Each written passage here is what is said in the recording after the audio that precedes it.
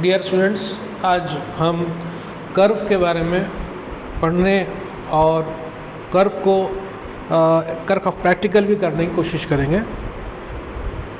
पहले हम कर्व के बारे में पढ़ते हैं।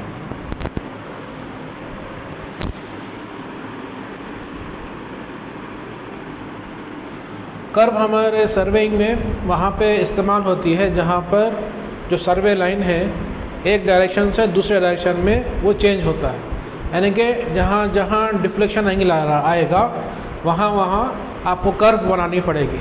और कर्व कहाँ बनानी पड़ेगी? आपको हाईवेज़ में और जो है रेलवेज़ में या कैनाल वर्क में कहीं पर जहाँ पर ज़रूरत है वहाँ पर हमको क्या करना पड़ेगा? कर्व बनाना पड़ेगा, ताकि जो हाईवेज़ में रेलवेज़ में जो व्हीकल्स हैं वो आसानी के साथ अपना डायरेक्शन क्या है चेंज कर सकें। सिटीज़ में क्या है, आपको चौराहे होंगे, चौक होंगे, चौरस्ते होंगे, जंक्शंस होंगे जहाँ पे आप 90 डिग्रीज पर टर्न कर सकते हैं, क्योंकि वहाँ पे स्पीड लिमिट रहती है। लेकिन स्पीड लिमिट तो हाईवे में भी रहती है, लेकिन सिटी में कैसा रहता है, व्हीकल ज़्यादा रहते हैं और वहाँ पर बिल्डिंग्स होने की वजह से, कंस्ट्रक्शन होने की वजह से वहाँ पे हम बड़े बड़े कर्व दे नहीं सकते हैं। तो इसलिए आपको मुड़ना है तो आपको 90 डिग्रीज़ में मुड़ना पड़ेगा। या बड़े चौराहे जहाँ हैं वहाँ पे आपको जो है ख़ास तरीक़े के यानी कि स्मॉल रेडियस वाले कर्व दे सकते हैं, लेकिन मैक्सिमम जो कर्व्स का जो इस्तेमाल है वो हाईवेज़ और रेलवेज़ में है। तो कर्व कहाँ पे इस्तेमाल होगी? वहाँ पर इस्तेमाल होगी जहाँ पे डिफ्लेक्शन एंगल है। फॉर एग्ज़ाम्पल ये एक सर्वे लाइन है जिसको हम AB कहते हैं, और यहाँ से सर्वे होते हुए यहाँ तक पहुँचा और यहाँ से इसके बाद यह डिफ्लेक्ट हो गया इस तरफ, तो ये है डिफ्लेक्शन एंगल। अब डिफ्लेक्शन एंगल कैसे मालूम करते हैं, ये इसके लिए एक अलग सेपरेट वीडियो है, वो आप हमारे चैनल पे जाकर देख सकते हैं। तो थियोडालाइट की मदद से हम यहाँ क्या करेंगे? डिफ्लेक्शन एंगल मालूम करेंगे। अब देखिए कर्व, अब यहाँ पे इस ये डायरेक्शन जब चेंज हो रहा है तो व्हीकल्स को यहाँ पे आके यहाँ पे टर्न होने के लिए हम बोल नहीं सकते हैं। ये डायरेक्शन चेंज करने के लिए व्हीकल्स को डिफ़िकल्टी होगी। रेलवेज़ में तो बेइंतहा ज़रूरी है, क्योंकि इतनी बड़ी ट्रेन जो है 90 डिग्रीज़ में मुड़ नहीं सकती है, या जो भी डिफ्लेक्शन एंगल है उसमें मुड़ नहीं सकती। इसीलिए हम क्या करते हैं, यहाँ कर्व देते हैं। कर्व देने के लिए कर्व के लिए 2 टैंजेंट पॉइंट चाहिए। अभी आगे मैं आपको बताऊंगा प्रॉपर्टीज़ ऑफ कर्व में कि कितने प्रॉपर्टीज़ होते हैं, और उससे कर्व के जो main skeleton of the curve है, जो main ends of the curve है, जो मेन जो है basic structure of the curve है वो तैयार होता है। उसके बाद फिर डिज़ाइन वर्क शुरू होता है। तो देखिए कर्व के लिए टैंजेंट पॉइंट्स, फॉर एग्जांपल यहाँ से कर्व शुरू हो रही है, ऐसा होते हुए यहाँ पे कर्व ख़त्म हो रही है। तो इस तरीक़े के यानी कि जो डायरेक्शन है उसको हम क्या कर रहे हैं, यहाँ कर्व देने की वजह से ये यहाँ पे मुड़ना आसान हो गया है। तो इसके लिए जो कर्व डिज़ाइन के लिए हम अभी डिज़ाइन भी करेंगे, प्रॉपर्टीज़ देखेंगे, डिज़ाइन करेंगे, और जो है कर्व को ज़मीन पर प्रैक्टिकल तौर पर बनाकर भी आपको दिखाएंगे। तो हमारे पास बेसिक जो डाटा होना चाहिए वो क्या होना चाहिए, जिसकी मदद से हम कर्व बना सकते हैं।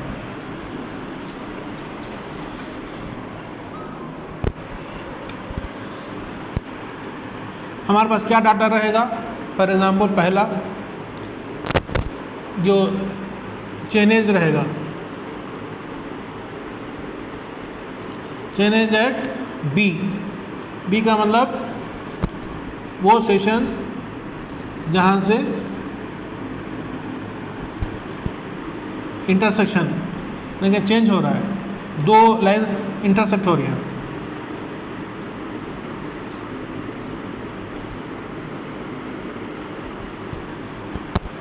सेकंड डिफ्लेक्शन एंगल,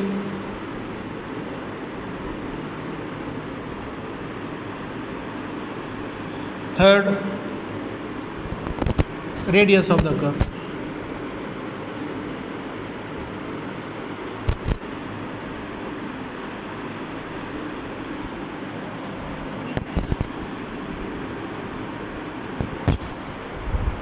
तो सर्वे करते हुए जब जहाँ से मोड़ रहे हैं स्टेशन बी, वहाँ तक आप पहुँचे तो वहाँ तक का क्या होना है, हमको डिफ्लेक्शन एंगल होना है, सो वहाँ तक का चेंज होना है, फिर वहाँ से जो डिफ्लेक्ट हो रहे हैं तो डिफ्लेक्शन एंगल होना है, फिर उसके बाद रेडियस होना है।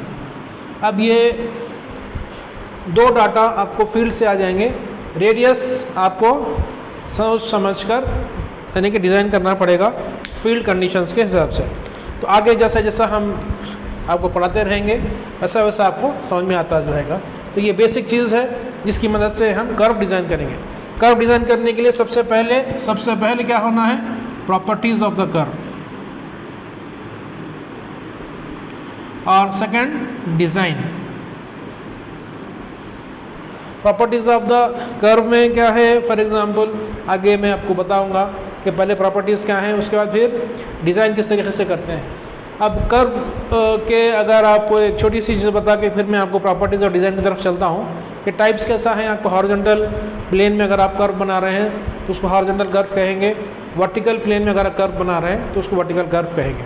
तो जैसा कि ब्रिजेस के लिए देंगे ऐसे हाईवेज जहाँ पे सड़क ऊंचाई की तरफ जा रही है या नीचे की तरफ जा रही है, या जो है आपके फ्लाईओवर जितने हैं जिसमें आपको एक ऊपर चढ़ना पड़ता है फिर नीचे उतरना पड़ता है, वहाँ आप वो वर्टिकल कर्व बनाते हैं, और हम फिल वक्त जो है हॉरिजॉन्टल कर्व की तरफ तवज्जो देंगे।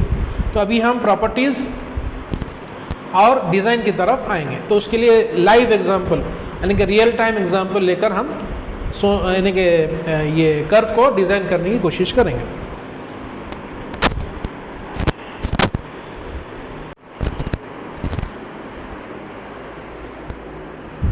ये जो है कर्व के जो प्रॉपर्टीज़ है, जैसा अभी आपको बता रहा था मैं, यानी कि कर्व दो लाइंस के दरमियान है तो टेंजेंट पॉइंट आएगा T1 से, फिर सेकंड टेंजेंट पॉइंट आएगा T2। तो टेंजेंट लेंथ चाहिए, टेंजेंट ऑफ द कर्व क्या रहेगा, tangent length of the curve क्या रहेगा, r tan π/2, इसके फार्मूलाज हैं। और कर्व लेंथ क्या रहेगा, π/180 डिग्रीज इंटू रेडियस इंटू आपके जो डिफ्लेक्शन एंगल है। और चेनेज है T1 यानी कि T1 का जो चेनेज है यानी कि फर्स्ट टेंजेंट पॉइंट का जो चेनेज है, चेनेज एट B यानी कि पॉइंट ऑफ इंटरसेक्शन B, उसके बाद माइनस टेंजेंट लेंथ, उसके बाद चेनेज एट T2 कैसा रहेगा, जो कर्व लेंथ आया है T1 के बाद कर्व शुरू हो रही है तो T1 में कर्व लेंथ अगर ऐड करेंगे तो आप T2 तक पहुँचेंगे। तो chainage at T1 plus curve length, उसके बाद लेंथ ऑफ लॉन्ग कॉर्ड मतलब T1 और T2 के दरमियान का जो डिस्टेंस है वो 2r sin π/2। उसके बाद एपेक्स डिस्टेंस क्या है, एपेक्स डिस्टेंस का मतलब जो कर्व का मिड पॉइंट है वहाँ से पॉइंट ऑफ इंटरसेक्शन तक का पॉइंट, r सेकेंड π/2 - 1। और वर्स साइन मतलब लॉन्ग कॉर्ड का जो मिड पॉइंट है वहाँ से जो एपेक्स पॉइंट जो है वहाँ तक का डिस्टेंस अभी मैं आपको फिगर में भी बतलाऊँगा। ये r1 - cos π/2। इस तरीके से जो आपके प्रॉपर्टीज़ हैं ये तमाम प्रॉपर्टीज़ को पहले हम निकालेंगे। निकालने के बाद आप क्या करना है, उसके बाद डिज़ाइन करना है।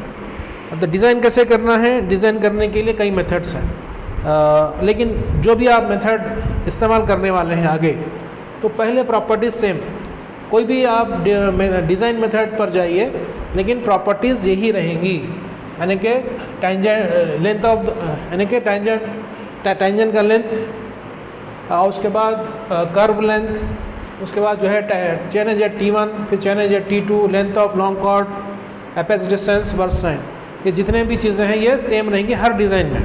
पहले प्रॉपर्टीज़ निकालना है, फिर उसके बाद कोई भी मेथड से आप डिज़ाइन करना है। अब डिज़ाइन करने में आपको चेन एंड टेप मेथड है, जैसा कि लॉन्ग कॉर्ड से आपको ऑफसेट्स लेना है या टेंजेंट से लेना है या जो है सक्सेसिव बाइसेक्शन ऑफ आर्क्स हैं, इस तरीके से बहुत सारे जो है चेन एंड टेप मेथड है। लेकिन आज हम क्या करेंगे, इंस्ट्रूमेंटल मेथड, यानी कि जो थियोडोलाइट की मदद से जो हम कर्व डिज़ाइन करते हैं, जिसको डिफ्लेक्शन एंगल मेथड भी बोलते हैं या रैंकिन्स मेथड भी बोलते हैं, इस मेथड से हम करेंगे। इसमें भी दो हैं, यानी कि सिंगल थियोडोलाइट मेथड भी है, डबल थियोडोलाइट मेथड भी है। तो अभी आपको मैं क्या ये रियल टाइम एग्जांपल जो प्रैक्टिकली अभी आपको बताया जा रहा है, उसमें आपको रियल टाइम में कैसा आपको कर्व डिज़ाइन की जाती है उसको हम बतलाने की कोशिश करेंगे।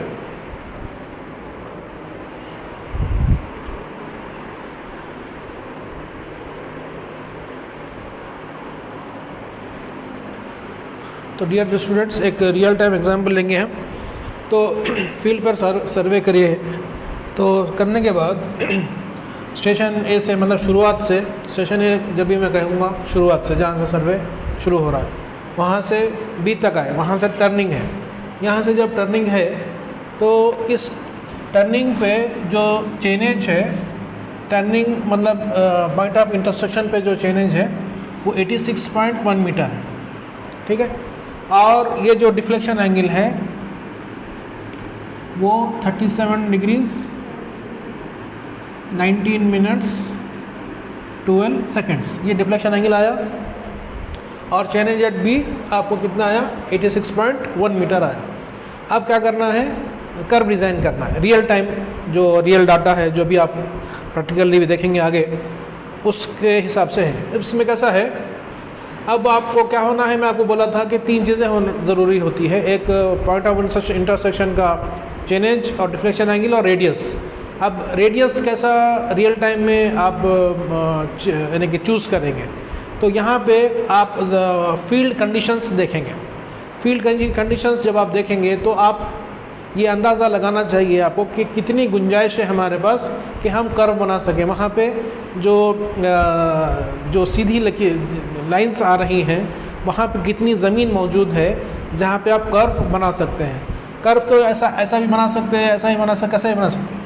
यानी कि जो मेन जो चीज़ है टेंजेंट लेंथ, तो टेंजेंट लेंथ का भी फार्मूला दिया गया है। उसमें मेन जो किरदार है, जो मेन क्राइटेरिया है वो है आपका रेडियस।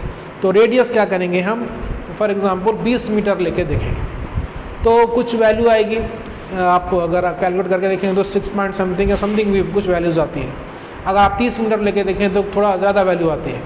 अब आप ये देखिए कि ये जो लेंथ वहाँ पे फील्ड पर मौजूद है वो कितनी है। अभी हम जाके फील्ड पर देखें तो हमको ए से बी की तरफ कितना हम आ सकते हैं, क्योंकि टेंजेंट लेंथ में हमको इधर आना पड़ेगा, इधर की टेंजेंट में इधर जाना पड़ेगा। तो कितना जा सकते हैं, कितनी गुंजाइश है वहाँ पे रियल टाइम में फील्ड पर, तो 25 to 30 मीटर्स की गुंजाइश है। हम जाकर देखकर आए हैं, तो इधर 25 to 30 मीटर टेंजेंट लेंथ ले सकते हैं, इधर 25 to 30 मीटर टेंजेंट लेंथ ले सकते हैं। तो उस हिसाब से रेडियस आपको तय करना पड़ेगा। तो हम 20 मीटर लेकर देखें रेडियस, 30 मीटर लेकर देखें, 50 मीटर लेकर देखें, 70 मीटर लेकर देखें, 75 मीटर लेकर देखें, तो हमको कैसा आया, 75 मीटर रेडियस जब लेकर देखें ट्रायल एरर के हिसाब से, तो हमको टेंजेंट लेंथ 25.32 मीटर आया। जो वहाँ पे रियल टाइम जो हमारी ज़मीन की जो वसअत है, जो चौड़ाई है, जब बगैर कोई हडल के हम जो है कर्व बना सकते हैं, वो 25 से 30 मीटर ही थी। तो हम 75 मीटर जो रेडियस है वो तय कर लिए। तो रेडियस अंदाजे से नहीं लेते हैं, रेडियस जो वहाँ पर फील्ड कंडीशंस है उस कंडीशंस के हिसाब से आप एक एक रेडियस रख कर वहाँ टेंजेंट लेंथ देखेंगे। तो जैसा कि यहाँ पे अभी आपको बताया गया है कि 75 मीटर रेडियस पे हमको क्या आया, 25 मीटर 25.32 आ गया। तो हम यहाँ पे बी से पीछे आएंगे 25.32 ए की तरफ, यहाँ ये हमारा क्या हो जाएगा, T1 हो जाएगा, ठीक है। और बी से आगे जाएंगे 25.32, तो ये हमारा क्या हो जाएगा, T2 हो जाएगा, ठीक है, टेंजेंट लेंथ। तो कर्व के 2 पॉइंट आ गए, इनिशियल पॉइंट आ गया, फाइनल पॉइंट आ गया। अब ये 2 पॉइंट को आप क्या करेंगे, ज्वाइन कर देंगे,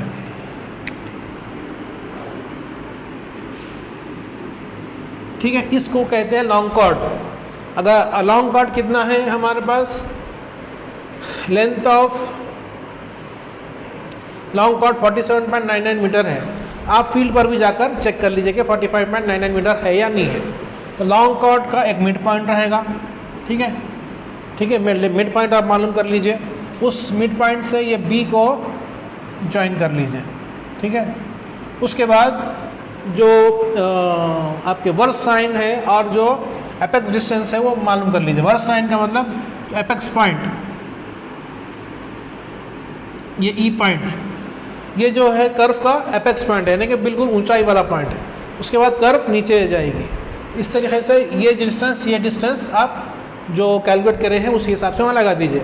अब देखिए आपको हर चीज़ आ गई, टेंजेंट लेंथ आ गया, यानी कि टेंजेंट लेंथ मालूम हो गया, T1 आ गया, टेंजेंट लेंथ T2 ये भी मालूम हो गया, ये लॉन्ग कॉर्ड भी आ गया, वर्स साइन भी आ गया, यानी कि एक मिड पॉइंट भी आ गया, और आपके जो है आपके एपेक्स डिस्टेंस भी आ गया, यानी कि बिल्कुल बेसिक स्ट्रक्चर जो कर्व का है वो आ गया। अब ये कैसा आ गया, ये प्रॉपर्टीज़ के हिसाब से आया।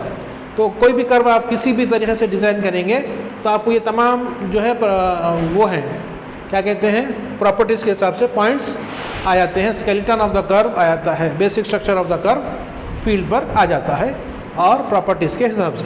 अब कर्व डिज़ाइन शुरू करना है। कर्व डिज़ाइन करने के लिए जैसा मैं अभी आपको कहा था कि हम डिफ्लेक्शन एंगल मेथड से कर रहे हैं, तो डिफ्लेक्शन एंगल मेथड से जब कर रहे हैं तो आपको कर्व के जो पॉइंट्स हैं उस पर डिफ्लेक्शन एंगल्स मालूम करना पड़ेगा। तो आपको क्या तय करना पड़ेगा, यहाँ पे एक और एक चीज़ कि आपको पेग इंटरवल तय करना पड़ेगा, यानी कि कितने कितने डिस्टेंस पे आप क्या करते हैं, कर्व बनाएंगे। तो यहाँ पे आप देखिए चेन एज एट T1 कितना है, chain as eight T1 60.78 metre है, ये बहुत इंपॉर्टेंट चीज़ है, और चेन एज एट T2 कितना है, 109.6 मीटर है, ठीक है। अब पेग इंटरवल कितना लेने आप, इसका एक ही उसूल है, जितना आप कम डिस्टेंस पे लेंगे उतने ज़्यादा पॉइंट्स आएंगे, और जितने ज़्यादा पॉइंट्स आएंगे उतना कर्व स्मूथ बनेगी, ये एक ही फार्मूला है।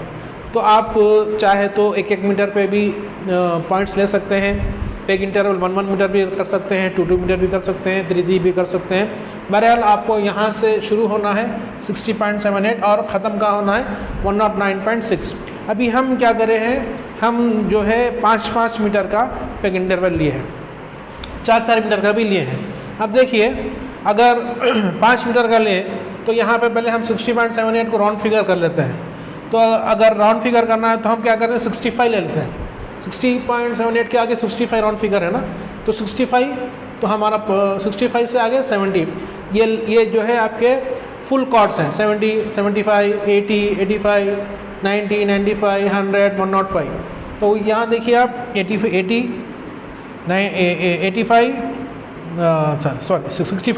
65 से शुरू होना, 65, 70, 75, 80, 85, 90, 95, 100, 105। कितने पॉइंट्स आ गए कर्व के, P1, 2, 3, 4, 5, 6, 7, 8, 9 पॉइंट्स, और इनिशियल सब कॉर्ड कितना रहेगा, 4.22, ये एक पॉइंट, 10 पॉइंट्स आते हैं।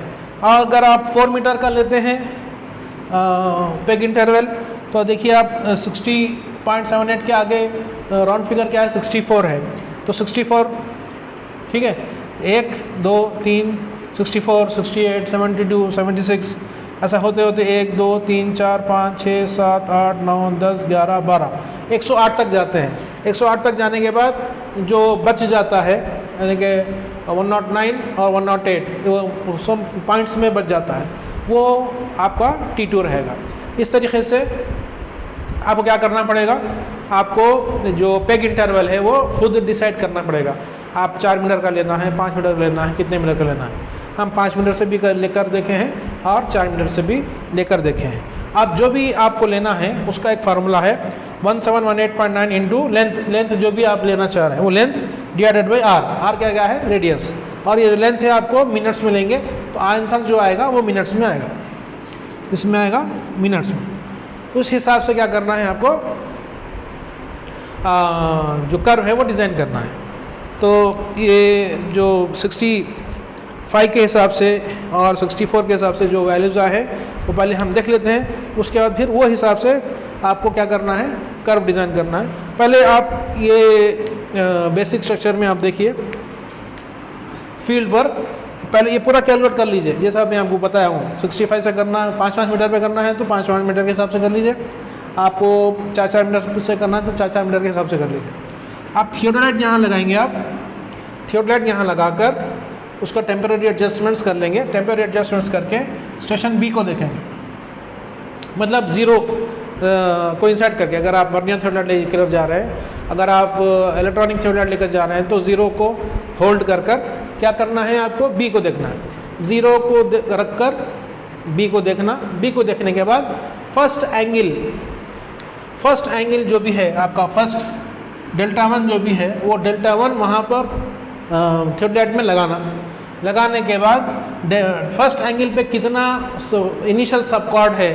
फॉर एग्जांपल आपका 5 मीटर का है तो 4.22 आपका इनिशियल सबकॉर्ड है। अगर आप 4 मीटर का ले रहे हैं तो 3.22 आपका क्या है, इनिशियल सबकॉर्ड है।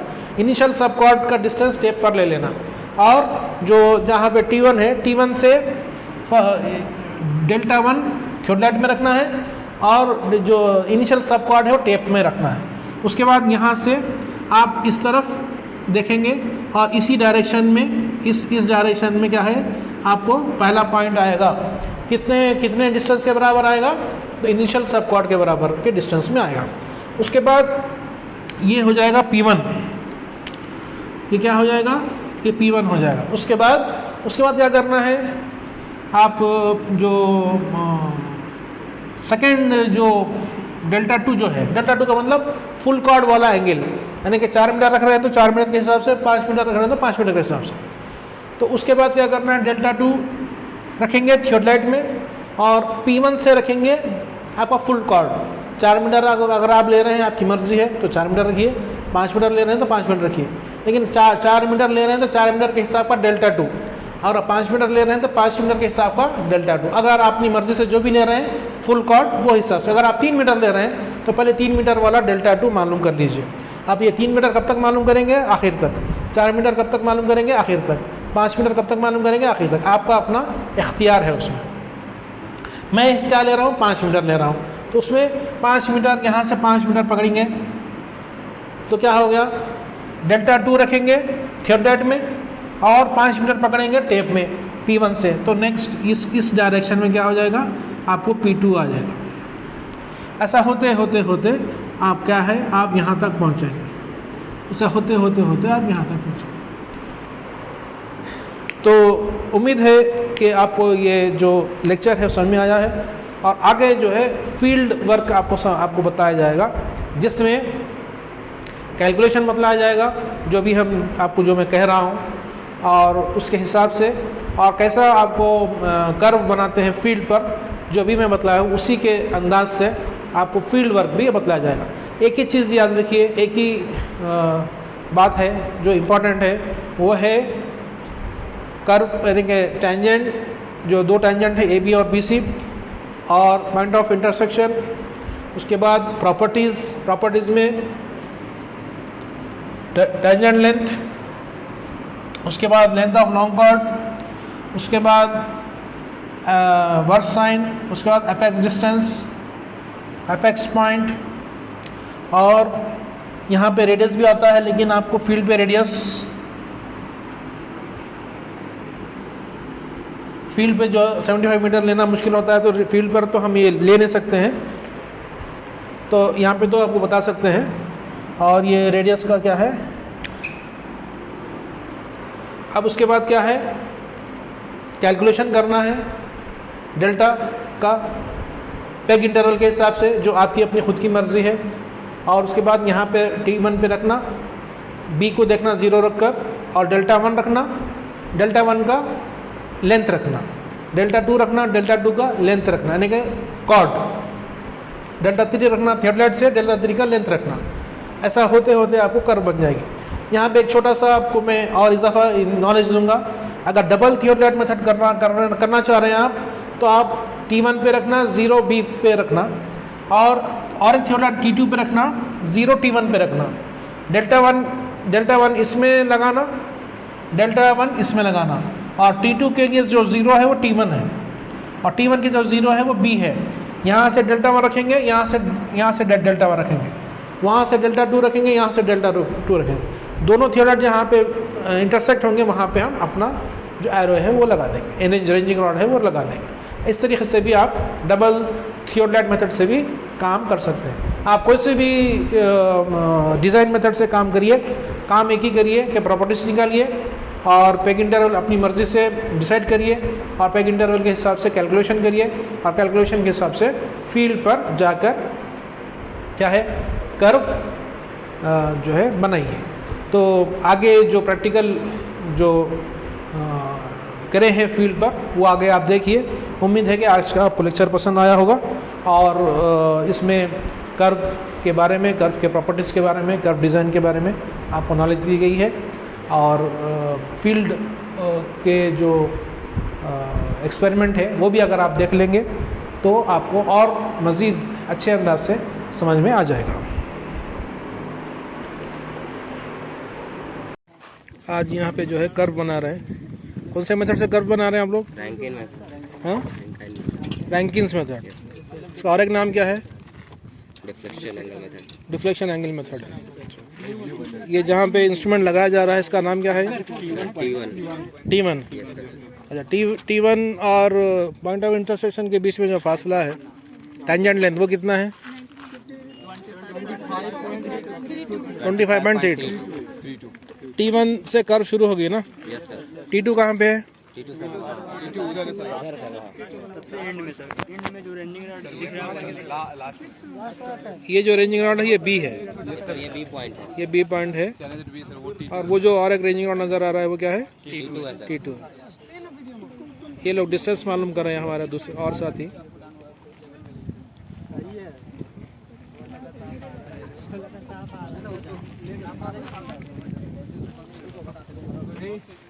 सारा कैलकुलेशन कर लिया आप लोग? क्या कर रहे हैं आप लोग? सेंटरिंग कर रहे हैं क्या?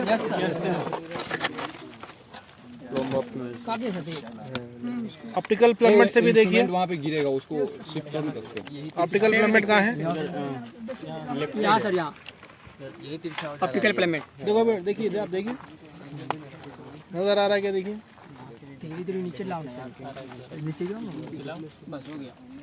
वो थोड़ी है यार। डाउट क्या है बोलिए एक बार, बोलिए। डाउट क्या था बोलिए। जो स्टेशन ए और बी के दरमियान T1 आना है, ये है ना? ए कहाँ पर है?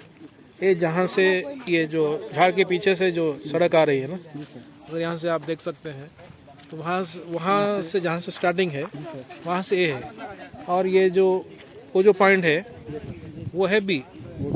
ठीक है, तो ये तो हम रेफरेंस के लिए लगाए, तो वो बीच में जो टेंजेंट लेंथ है उतना ही T1 है हमारा, समझे? T1 से हमारी कर्व शुरू है। और वो जो रेंजिंग रॉड नज़र आ रहा है ना वहाँ पे, यहाँ पे अगर आप जूम करेंगे तो हाँ, वो जो रेंजिंग रॉड नज़र आ रहा है वो T2 है। लेकिन C किधर है? उसके आगे है, मतलब वो जो सड़क है ना वहाँ पे सर्वे वहाँ तक हुआ, स्ट्रेट लाइन वहाँ तक है, लेकिन कर्व इन्हीं के दरमियान में बन रहा है। T1 T2 के दरमियान में ही कर्व बन रहा है। तो वो T2 है, ये B है, और जहाँ हमारा इंस्ट्रूमेंट यहाँ पे लग रहा है ना ये T1 के आगे वो जो इलाका है वो A है। सर्वे वहाँ से शुरू होके हुआ, चेनिंग वहाँ से हुई।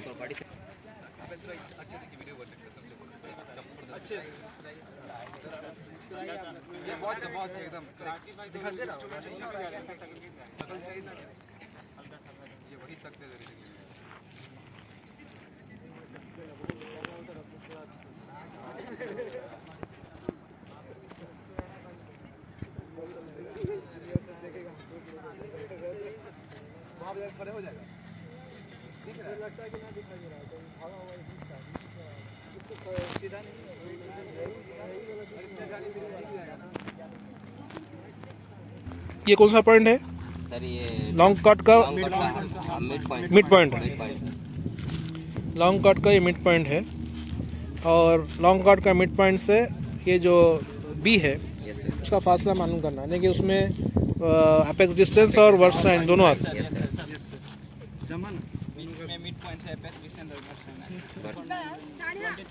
अपेक्स डिस्टेंस कितना है? 28.125। टोटल डिस्टेंस कितना आ रहा? 7.4 सर, सेंटर 7.4, यानी कि स्टेशन यानी कि ये पॉइंट बी से जो लॉन्ग कट का मिड पॉइंट है वहाँ का फासला है। Yes sir, 7.4 metre. ये वर्स साइन है ना? नो सर, वहाँ अपेक्स डिस्टेंस दोनों का है सर, अपेक्स डिस्टेंस, हाँ अपेक्स डिस्टेंस। तो ये है वर्स साइन कितना है? 3.942। ठीक है, ठीक है। अभी टोटल डिस्टेंस कितना आया था हमको? तो यहाँ से आप टेप लगाइए, तो ये पॉइंट क्या है हमारा? का लॉन्ग कट का मिड पॉइंट है, और ये जो है बी है, और ये जो सेंटर सर्कल जो नज़र आ रहा है ये एपेक्स पॉइंट। कॉपी कहाँ है? यहाँ पे आप 0 रख के इसको T1 पे इंस्ट्रूमेंट रखे, लेवल करे, सब करे। उसके बाद इसमें 0 रख के किसको टारगेट करें आप? बी को करें। अब जो हम डेल्टा 1 कैलकुलेट करे हैं वो डेल्टा 1 इसमें फिक्स करना है, ठीक है। चलिए ये क्लैम्प लूज कर दीजिए। उसके बाद डेल्टा 1 फिक्स करिए। 1 डिग्री 36 मिनट। डेल्टा 1 के फिक्स करने के बाद वो वैल्यू पे 36 मिनट जो फर्स्ट इनिशियल सबकॉर्ड है, सही है। 1 डिग्री 32 मिनट हो गया। अभी 90 मिनट है। बस 4 पॉइंट समथिंग है ना? कितना? 1 डिग्री 36 मिनट एंड 25 हो गया है। 1 सेकंड का एरर चलेगा। इनिशियल सबकॉर्ड कितना? 4.22 मीटर सेट करना, ठीक है, T1 से। सेकंड कितना हम लोग? अब ये डेल्टा 1 वैल्यू आप लिए 1 डिग्री 36 मिनट 42 सेकेंड्स ले लिए। अब ले लेने के बाद अब जो वो वैल्यू है इनिशियल सबकॉर्ड 4.22 वो लेना है यहाँ से। लीजिए ये 0 हम होल्ड करें ना, होल्ड करके स्टेशन बी को देखे, वहाँ पे जो रेंजिंग रॉड है कहाँ है, ये जो रेंजिंग रॉड है उसको देखे, ठीक है। उसके बाद इसको क्या करना है, वो हमारा डेल्टा 1 के ऊपर सेट करना है, ठीक है। वहाँ से एंगल फिक्स करेंगे, ठीक है। उसके बाद ये जो पॉइंट आया कैसा आया आपके फर्स्ट जो यानी कि इनिशियल सबकॉर्ड, पहला एंगल पहला सबकॉर्ड, और दूसरा एंगल सेट करना है दूसरा सबकॉर्ड आएगा, और दूसरा सबकॉर्ड जो है फुल कॉर्ड है। दूसरा सबकॉर्ड नहीं बोलना है, फुल कॉर्ड है। इनिशियल सबकॉर्ड फुल कॉर्ड 5 मीटर के, 5 मीटर यहाँ से पकड़ना है, एंगल बोलने बोलते हैं। ये P1 है हमारा कर्व का पहला पॉइंट है सर। 4 पॉइंट कुछ लिए, फिर यहाँ से 4.22 लिए पॉइंट करके नहीं सर। अगला एंगल जब आएगा वो P2 आएगा। मतलब सर जो एंगल यहाँ पे 5 मीटर रेंजिंग रॉड रख के सेकेंड एंगल 5 और मीटर सेकेंड जो है आपका 5 मीटर जो डिस्टेंस कॉर्ड वो वहाँ से लेंगे सर। P। अब यहाँ पे जो अभी कर्व बनाना शुरू करना है हमारे इंस्ट्रूमेंट के पास हम हैं, तो पहला जो एंगल लेना है 1 डिग्री 13 मिनट्स 47 सेकंड लेना है, और डिस्टेंस कितना लेना है T1 से 3.22 लेना है। समझ में आ गया? आप 3.22 डिस्टेंस लेना और direction 1 degree 13 minute 47 second. Ranging rod को इस एंगल पे देखना है और उसी डायरेक्शन में 3.22 लगाना है, तो P1 आएगा। तो उसके बाद सेकंड एंगल जो है 2 डिग्री 45 मिनट 27 सेकंड जो है वो फिर थर्ड से लेना। उसके बाद P1 जो नया पॉइंट आया था ना, वहाँ से 4 मीटर लेना और इसको कंटिन्यू करना है आखिर तक। ये टोटल हमारा जो कैलकुलेशन है वो ये कैलकुलेशन है। इसको क्या करना है, हमको कंटिन्यू करना है कर्व पूरी बनने तक। ये काम अभी अब क्या करेंगे, हम शुरू करेंगे। कर्व बनाने के लिए जो टेंजेंट लाइन है AB, इधर से सर्वे हुआ, इस तरफ से इधर से सर्वे होता हुआ यहाँ जहाँ इंस्ट्रूमेंट है वहाँ से होता हुआ वहाँ गया है जहाँ पे रेंजिंग रॉड है। ये जो रेंजिंग रॉड है ये जो है यहाँ तक सर्वे हुआ है, स्ट्रेट लाइन है, AB लाइन है ये। उसके बाद यहाँ से जो लाइन है सर्वे लाइन वहाँ यहाँ से डिफ्लेक्ट हुई है उस तरफ, जहाँ पे एक और एक रेंजिंग रॉड है, जहाँ हमारे एक स्टूडेंट है, वो जो रेंजिंग रॉड है वो उस तरफ सर्वे की लाइन गई है। उसके लिए हम क्या किए हैं, पूरा कैलकुलेशन किए हैं जैसा आपको बताया गया है। कैलकुलेशन करने के बाद सर्वे लाइन AB पर टेंजेंट लेंथ, जो टेंजेंट लेंथ है 25 पॉइंट समथिंग, वहाँ पे इंस्ट्रूमेंट लगाया गया है T1। ये T1 है जहाँ पे इंस्ट्रूमेंट है, और जो और एक रेंजिंग रॉड वहाँ पे अभी थोड़ी देर पहले बताया था हमें, वहाँ पे जो है T2 है। और ये जो है ये लॉन्ग कॉर्ड बनाया जा रहा है।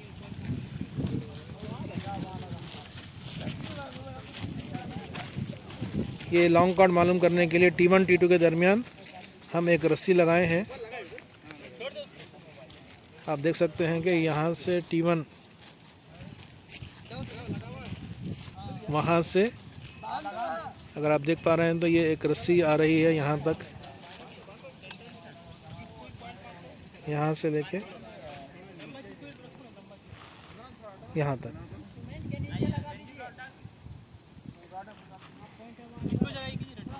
तो ये लॉन्ग कॉर्ड बन जाता है। इसका सेंटर पॉइंट से आप वर्स साइन और जो है यानी कि अपेक्स पॉइंट, अपेक्स डिस्टेंस भी मालूम कर सकते हैं। तो इसके बाद फिर हम कर्व बनाना शुरू करेंगे, जो कि हमारे यहाँ इंस्ट्रूमेंट लगा हुआ है, और यहाँ से जो आपके डिफ्लेक्शन एंगल और डिस्टेंस लिया जाता है, फिर वो मैं आगे बताऊंगा आपको। लॉन्ग कॉर्ड कितना है? 23 नहीं, टोटल 47। 47.99 मीटर। तो उसका हाफ कितना होता? 23.99। बताइए एक बार। 23.99। ये हमारा पॉइंट डी है ना? और वो जो रेंजिंग रॉड नज़र आ रहा है वो हमारा पॉइंट बी है। और इन दोनों का जो फासला है वो अपेक्स डिस्टेंस और वर्स साइड दोनों को मिलाकर है ना? तो वो एक बार चेक कर लीजिए, है नहीं है। तो ये टोटल डिस्टेंस कितना है हमको? 8.3 समथिंग आया। हमारे कैलकुलेशन के हिसाब से थोड़ा सा सेंटीमीटर्स में डिफरेंस है। अच्छा, वो अपेक्स पॉइंट का डिस्टेंस कितना है? 4.16 पे पॉइंट लगाइए। कर्व यहीं से गुजरेगी ना? Yes sir. वहाँ कोई पकड़ो जी, चलो लगा दो।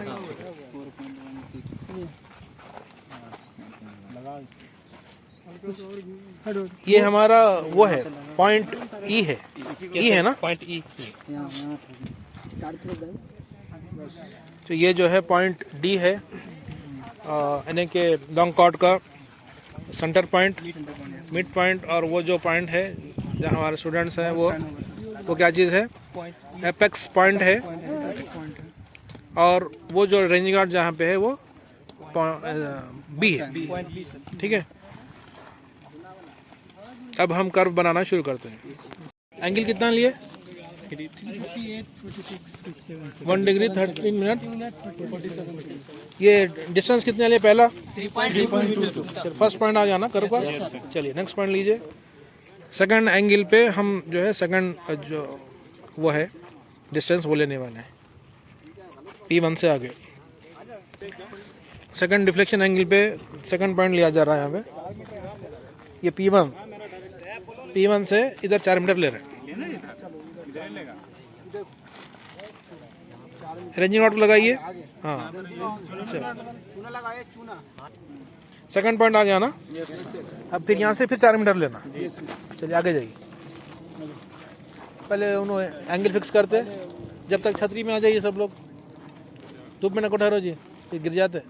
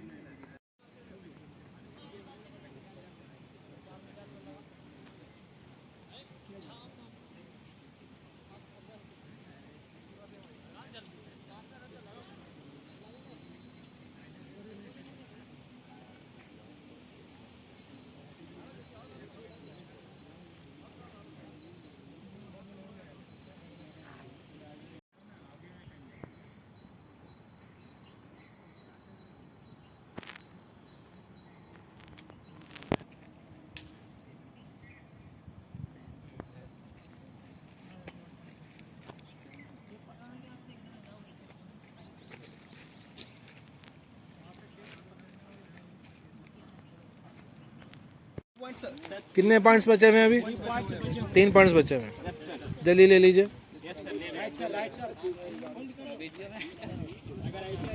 और अभी और कितने पॉइंट्स हैं? ठीक है,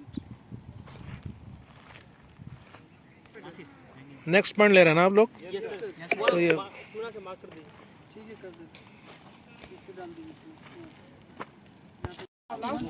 कर्व मार्किंग कर रहे हैं।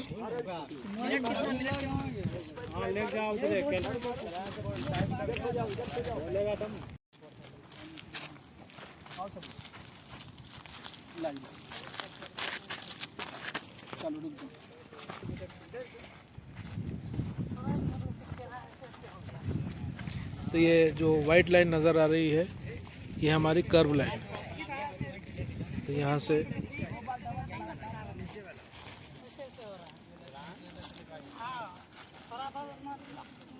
तो एक प्रॉपर कर्व बनाने की हम कोशिश कर रहे हैं, मार्किंग हो जाने के बाद, पॉइंट्स आ जाने के बाद।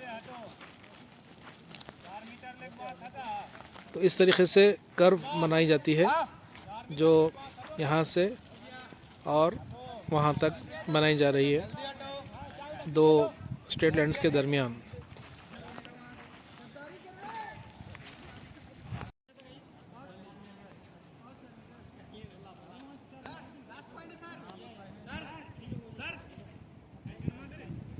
ये कर्व मुकम्मल तैयार हो चुकी है, जैसा आप देख सकते हैं।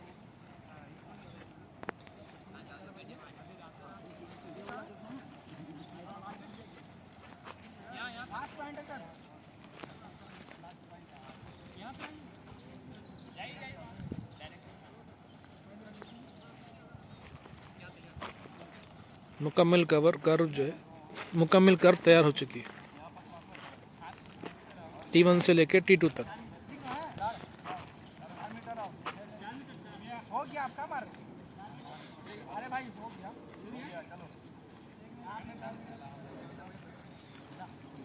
तो इस तरीके से कर्व तैयार हुई है। और ये जो लाइन है पहले भी बता दिया गया है, ये लॉन्ग कॉर्ड, ये कर्व। तो कर्व डिज़ाइन अब मुकम्मल हो चुकी है।